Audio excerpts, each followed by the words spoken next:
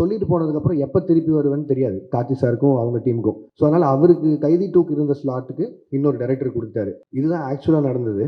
And அந்த கேப்பில் வேற என்ன பண்ணலாம் அப்படின்னு யோசிக்கும் போது மைத்ரி பிக்சர்ஸ் வந்து அவங்க எனக்கு கிட்டத்தட்ட ஒரு 6 இயர்ஸ் முன்னாடியே ஒரு அட்வான்ஸ் கொடுத்துருந்தாங்க. சரி, அந்த கமிட்மெண்ட்டை கிளியர் பண்ணிடலாம்னு யோசிக்கும் போது எனக்கு அல்லு அர்ஜுன் சார் ரொம்ப பிடிக்கும். ஒரு 3-4 வருஷமாக பேசிகிட்டு இருக்கோம் ஏதோ ஒரு படத்தில் கொலாப் பண்ணலாங்க. ஸோ இது எல்லாமே சேர்ந்து அமைஞ்சு வந்த மாதிரி இருந்தது. ஸோ இந்த கேப்பை யூஸ் பண்ணி இப்படி ஒரு படம் பண்ணிட்டு வந்துடலாம்னு யோசிச்சது தான்.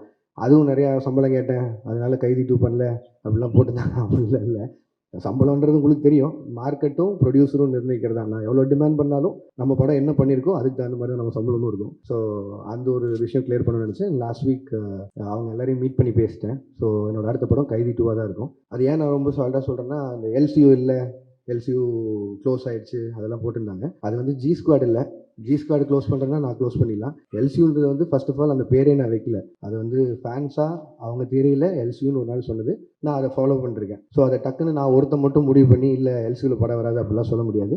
கைதி 2 ஆகட்டும், விக்ரம் 2 ஆகட்டும், ரோலக்ஸ் இண்டிவிஜுவல் ஃபிலிம் ஆகட்டும், இதெல்லாம் என்னோட கமிட்மெண்ட்ஸ். ஸோ இதை நான் பண்ணாமல் போக முடியாது. இது எல்லாமே என்னோட கமிட்மெண்ட்ஸ். ஸோ அதனால் எல்சியூ மூடப்படல, திருப்பி ஓப்பன் ஆகும். இந்த அல்லு அர்ஜுன் சார் படம் முடிச்சோன்னே இப்போ தான் ஆக்சுவலி ப்ராப்பராக ஓப்பன் ஆகும்னு நினைக்கிறேன். அண்ட் அதுக்குள்ளே ப்ரொடக்ஷனில் பென்ஸ் இருக்குது, அதுவும் எல்சியூக்குள்ளே தான் வருது. ஸோ ஏதாவது ஒரு பாயிண்டில் எல்சியூ சம்மந்தமான படங்கள் வந்துட்டே இருக்கும். அண்ட் இதுதான் மொத்த clarity. And Aamir Khan sir படத்தை பற்றியும் சொன்னாங்க. ஆமீர் கான் சாரும் நானும் ஒரு படம் பண்ணுறதா இருந்து இப்பவும் பேசிட்டு தான் இருக்கோம்.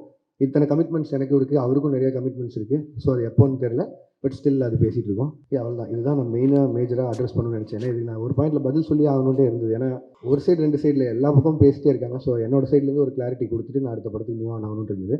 ஸோ அதனால தான் இந்த ஸ்வீட். அண்ட்